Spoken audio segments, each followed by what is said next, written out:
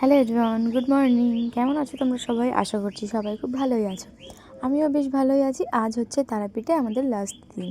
তো সকালবেলা ঘুম থেকে উঠে এখানে ব্যালকনিতে একটু বসেছিলাম, তারপরে রেডি হয়ে গেছি। আর রেডি হয়ে এখন চলে যাব কোথায় বলো তো? ঠিক আছে, আমি একটু পরেই বলছি।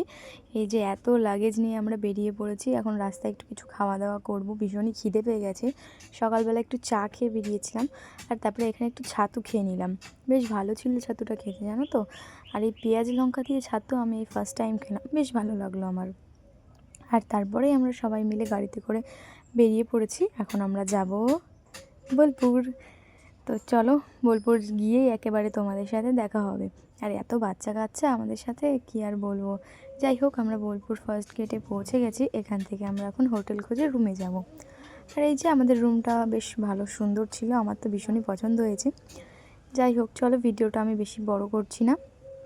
আর আমরা জানো তো, ডবল বেডের রুম নিয়েছিলাম, কিন্তু আমাদের ট্রিপল বেড দেওয়া হয়েছিল। যাই হোক, আমাদেরই লাভ হয়েছে।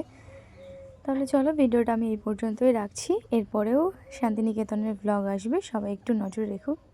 ভিডিওটা এই পর্যন্তই, টাটা।